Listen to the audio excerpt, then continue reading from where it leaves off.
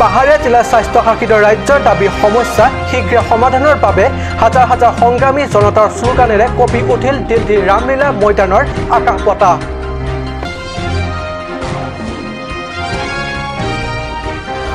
কাৰ্বি পাহাৰত দুৰ্নীতি নিবাৰক শাখাৰ অভিযান জালত এছআই ভাগ্যেশ্বৰ হাজৰিকা।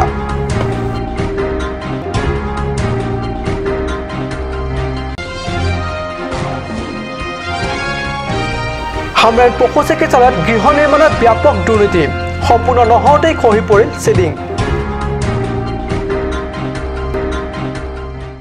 নমস্কাৰ, অসমীয়া প্ৰাইম টাইম বাতৰিত মই পৰশজ্যোতি শৰ্মাই স্বাগতম জনাইছোঁ। এতিয়া আগবাঢ়িছোঁ প্ৰথমটো বাতৰিলৈ। নো অট'নমাছ ষ্টেট নো ৰেষ্ট, আমাৰ দাবী শীঘ্ৰে পূৰা কৰা আদি শ্লোগানেৰে 29 মাৰ্চত নতুন দিল্লীৰ ৰামলীলা ময়দানৰ আকাশ বতাহ কঁপি উঠিল। দুই পাহাৰীয়া জিলা কাৰ্বি আংলং ডিমা হাছাও সংগ্ৰামী জনতাৰ দীৰ্ঘদিনীয়া দাবী শীঘ্ৰে পূৰা কৰাৰ দাবীত নতুন দিল্লীৰ ৰামলীলা ময়দানৰ বতাহ গৰম কৰি দিলে। কানচাছ টিকমৰ নেতৃত্বত ৰামলীলা ময়দানত অনুষ্ঠিত আজি অৱস্থান ধৰ্মঘট দুই পাহাৰীয়া জিলা হাজাৰ হাজাৰ পুৰুষ মহিলা দিল্লীত গৈ এইদৰে সমবেত হ'ল কাংক্ষিত দাবী শীঘ্ৰে পূৰণ কৰাৰ দাবীত।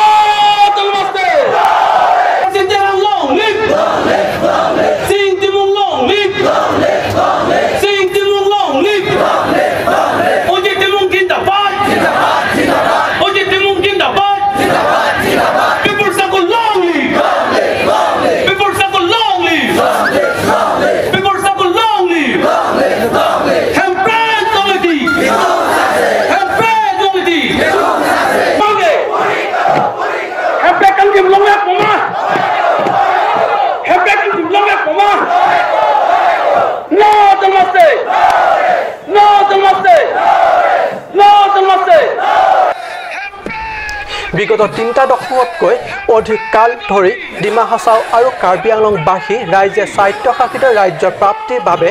বিভিন্ন সময়ত নিৰৱচ্ছিন্ন সংগ্ৰাম কৰি আহিছে। বিভিন্ন সময়ত দুই পাহাৰীয়া জিলাৰ সংগ্ৰামী ৰাইজে একেটা দাবীতে পৃথকে পৃথকে সংগ্ৰাম কৰি অহা বাবে ক'ৰবাত যেন ডাঙৰ ব্যৱধান ৰৈ গৈছিল দাবী আৰু লক্ষ্য পূৰণৰ পথত, যাৰ বাবে কিছু পলমকৈ হ'লেও বোধগম্য হৈ কাৰ্বি আংলং আৰু ডিমা হাছাও শাসকীয় দলকে ধৰি কাঞ্চন ডিকম, KSA, ASU, ঝাকাছ, কাৰ্চা আদি ভালেমান ৰাজনৈতিক তথা সামাজিক দল সংগঠনে একত্ৰিত হৈ লক্ষ্য প্ৰাপ্তিৰ সংগ্ৰামত অৱতীৰ্ণ হৈছে।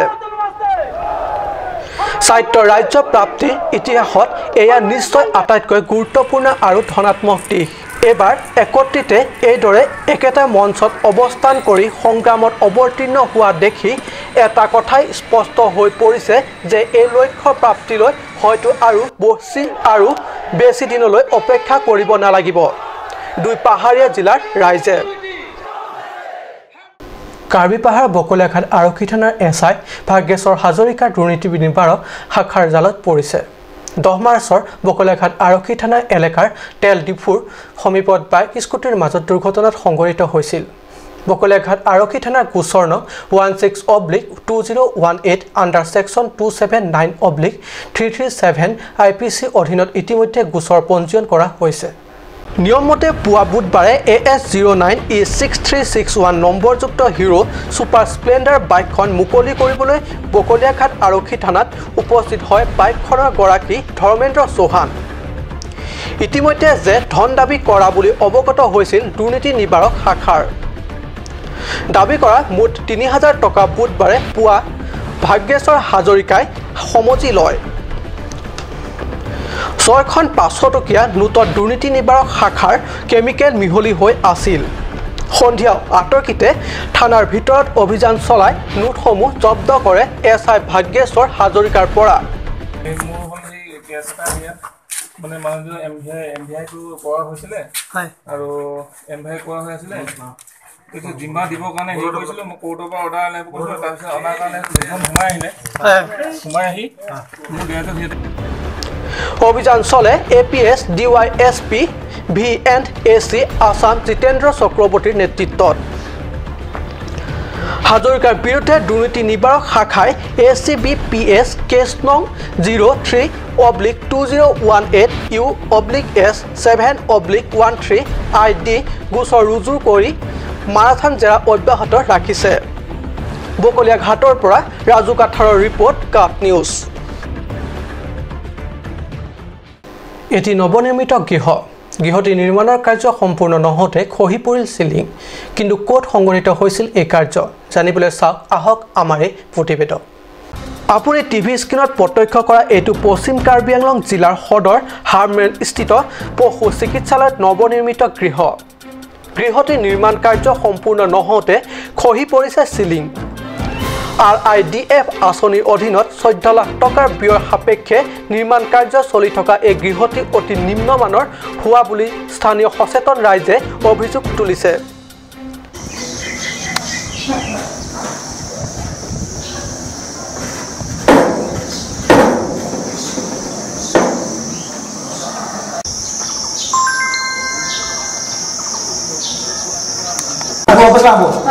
Aku beli যাৰ ফলত নিৰ্মাণ কাৰ্য সম্পূৰ্ণ নহওঁতে গৃহটিৰ চিলিং এইদৰে খহি পৰিছে নৱগঠিত পশ্চিম কাৰ্বি আংলং জিলাখনৰ পয়ালগা আন্তৰ্গাঁথনিক প্ৰতি লক্ষ্য ৰাখি পৰিৱৰ্তনশীল চৰকাৰখনে বিভিন্ন আঁচনি গ্ৰহণ কৰিছে যদিও এনেবোৰ ঠিকাদাৰৰ জৰিয়তে এই চৰকাৰখনে কিমান দূৰ সফলতা অৰ্জন কৰিবলৈ সক্ষম হ'ব হেতু সম্পত্তি কোটিটকীয়া প্ৰশ্ন হৈ পৰিছে কিন্তু ইয়াতে কাম কৰে এই ডিসপ্লেতে আমি কাম কৰো ঘৰটো কি হৈছে বলে ঘৰটো এই সেলিংটো বেয়া হৈ গ'ল কাম হেক নোহোৱা আগে সেলিংটো পুৰি গ'ল যদি পিছত কাম হোৱাৰ পাছত যদি আমি ইয়াত ডিউটি কৰা অৱস্থাত এইটো পুৰিলে হেতেন তে আমাৰ মাথাও নাইকিয়া হ'ব ইমান ওজনৰ বস্তুত সৰু সৰু তাৰ ডাল দি বান্ধি আছে সেলিংটো এনেকুৱাটো হ'ব নালাগে মজবুত বনাব লাগে ঠিকাদাৰটো ভালকে কাম কৰা নাই মিস্ত্ৰীবিলাকতো ঠিকাদাৰ যিটো এণ্টাৰেষ্ট দিব সেইমতেহে কৰিব ডিসপেন্সাৰৰ ঘৰ কিন্তু ঘৰটো ভাল হোৱা নাই ঘৰ সব ভাঙিছে চিলিঙিবিলাক পৰিছে মানুহ থাকিলে মৰিব তাৰ লগত বান্ধিছে বনাইছে ভাল কৰি বনাব লাগে 14 লাখ টকাৰ ঘৰটো নহয় এইটো ভাল কৰি কাম কৰিব লাগে আপোনালোকে কি বিচাৰিছে আমি ভাল হোৱাতে বিচাৰো ভালকৈ বনালে আমালোকৰে ভাল বৈঠা লাংছৰ পৰা জাসন ইংহিৰ report cut news Indian Red Cross Society Karbi আংলঙৰ উদ্যোগত বিগত কেইবাদিন ধৰি জিলাখনৰ বিভিন্ন বিদ্যালয় তথা কমিউনিটি হলত ছাত্ৰ ছাত্ৰীৰ মাজত অনুষ্ঠিত কৰা সজাগতা সভা 29 মাৰ্চত সফল সম্পন্ন হয় স্বাস্থ্যসন্মত সজাগতা প্ৰদানেই হৈছে এই কাৰ্যসূচী প্ৰতিটো স্থানতে অনুষ্ঠিত কৰা এই সজাগতা সভাসমূহত ব্যাপক সংখ্যক ছাত্ৰ ছাত্ৰীৰ উপস্থিতিয়ে অনুষ্ঠানৰ প্ৰতি যে ৰাইজৰ আকৰ্ষণ তথা গুৰুত্ব প্ৰদান কৰিছে তাকে পৰিলক্ষিত হৈছে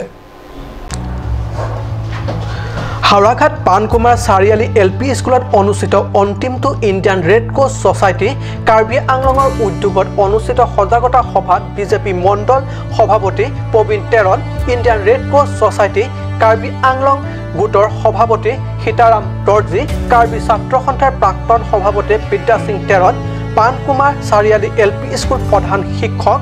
ডম্বৰু চেত্ৰী সহকাৰী শিক্ষক পানীৰাম তিমুকে ধৰি ইণ্ডিয়ান ৰেড ক্ৰছ ছ'চাইটিৰ সদস্যসকল উপস্থিত থাকে আনহাতে Bokolia Rembor Tisso LP school Langhin Hatikhola Rengdong LP school Dokmoka junior basic LP স্কুলতো একে ধৰণৰ কাৰ্যসূচী অনুষ্ঠিত হয় উল্লেখ্য পাৰখোৱা কমিউনিটি প্ৰেক্ষাগৃহত আজি সমূহৰ কাৰ্যসূচী অন্তিম অনুষ্ঠান অনুষ্ঠিত হয় অনুষ্ঠানত ইণ্ডিয়ান ৰেড ক্ৰছ ছ'চাইটিৰ ৰাজ্যিক কাৰ্যসূচী বিষয়া ৰাজু শৰ্মা লব শৰ্মাকে ধৰি ইণ্ডিয়ান ৰেড ক্ৰছ ছ'চাইটিৰ কাৰ্বি শাখাৰ সম্পাদক বৰসিং ফাংছো সম্বন্ধিত বিষয়া কৰ্মীসকলে কণ কণ ছাত্ৰ ছাত্ৰীৰ মাজত স্বাস্থ্যসন্মত সামগ্ৰীৰ টোপোলা বিতৰণ কৰে সময় হৈছে এটি চমু বাণিজ্যিক বিৰতিৰ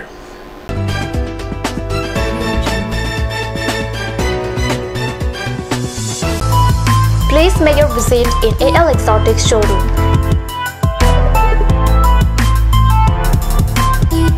It's time to replenish your garden with different kinds of exotic plants. Various kinds of exotic plants, PE pots, gift items, and more accessories for both indoor and outdoor are available here.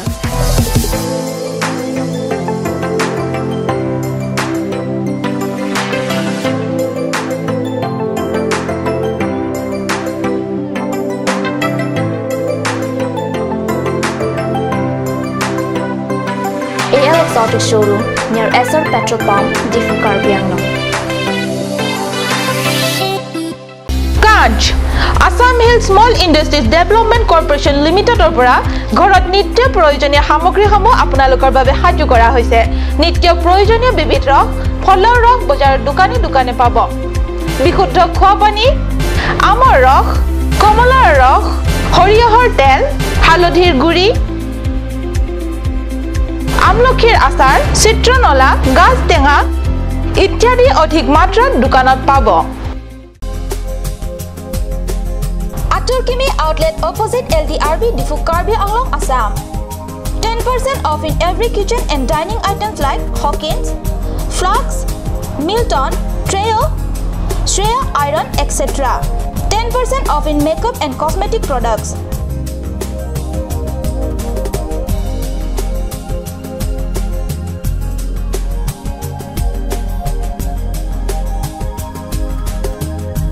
And grocery items.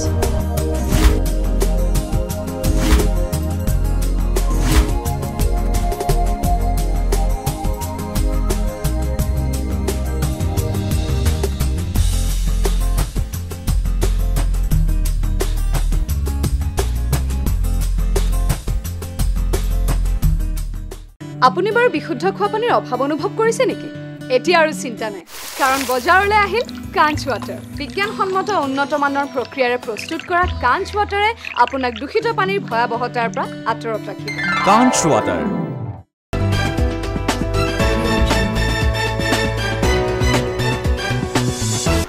বিৰতিৰ পিছত পুনৰ বাতৰি মজিয়া হঠাৎ কৰবাৰ পৰা আহিল ধুমুহাৰ বৰষুণ জাক বৃহস্পতিবাৰে দিনৰ প্ৰায় ৩:৩০ বজাত অহা এই বিধ্বংসী ধুমুহা বৰষুণ জাকে পৈঠালাংছৰ গাতে লগা চুচা তথা লেংৰি অঞ্চলৰ বিস্তৰ ক্ষতি কৰে একেৰাহে প্ৰায় ২০ মিনিটকৈও অধিক সময় ধৰি খোৱা কালান্তক ধুমুহা শিল বৰষুণ জাকে ঘৰ বাৰী ভাঙি চুৰমাৰ নকৰিলেও গৃহস্থৰ তামোল পাণ বাৰী আদি বিস্তৰ ক্ষতি সাধন কৰে চাওক এই প্ৰতিবেদন এয়া দিন দুপৰতে কৰবাৰ পৰা হঠাৎ অহা প্ৰবল ধুমুহা বৰষুণ জাকে কোবাই যোৱা চুচা তথা লেঙেৰি অঞ্চল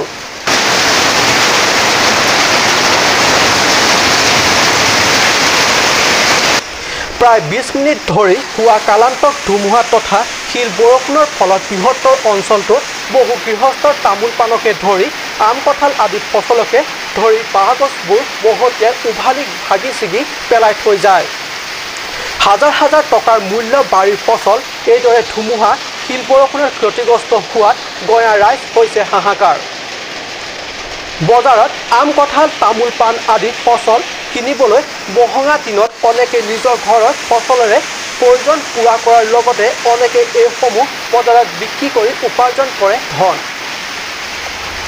কিন্তু এই কালান্তক ধুমুহা তথা শিল বৰষুণে গৃহস্থৰ এই আশাও ধূলিসাৎ কৰি দিয়াৰ বুলি আমাৰ কাট নিউজৰ সাংবাদিকৰ আগত দুখেৰে মনৰ কথা ব্যক্ত কৰে একাংশ গঞা ৰাইজে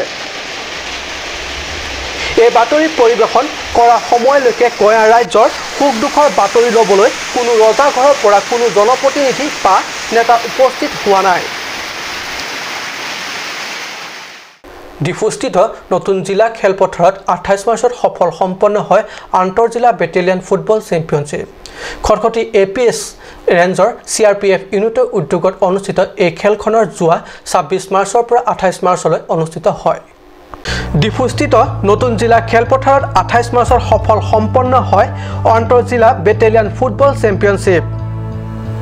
খটখটি APS ৰেঞ্জৰ CRPF ইউনিটৰ উদ্যোগত অনুষ্ঠিত এই খেলখন যোৱা ২৬ মাৰ্চৰ পৰা ২৮ মাৰ্চলৈ অনুষ্ঠিত হয় এই ফুটবল চেম্পিয়নশ্বিপ খেলত সৰ্বমুঠ ৭টা টিমে অংশ লয় অংশগ্ৰহণ কৰা টিম কেইটাৰ নাম হৈছে 20 battalion 30 battalion 34 battalion 119 battalion 142 battalion 155 battalion আৰু 01 বেটেলিয়ান অন্তিম অৰ্থাৎ চূড়ান্ত খেলখন অনুষ্ঠিত হয় 20 আৰু 119 বেটেলিয়ানৰ মাজত 20 CRPF বেটেলিয়ান কমাণ্ডেণ্ট অনিল কুমাৰকে ধৰি জ্যেষ্ঠ বিষয়াসকলৰ মাজত অনুষ্ঠিত চূড়ান্ত খেলখনত 20 বেটেলিয়ানে 30 গলত 119 বেটেলিয়ানক পৰাস্ত কৰে বিজয়ী দল আৰু ৰানাৰ্ছ আপ দুয়ো দলকে ট্ৰফি আৰু ব্যক্তিগতভাৱে পুৰস্কাৰ প্ৰদান কৰা হয় আজি অসমীয়া প্ৰাইম টাইম বাতৰি ইমানতে সামৰিছোঁ ধন্যবাদ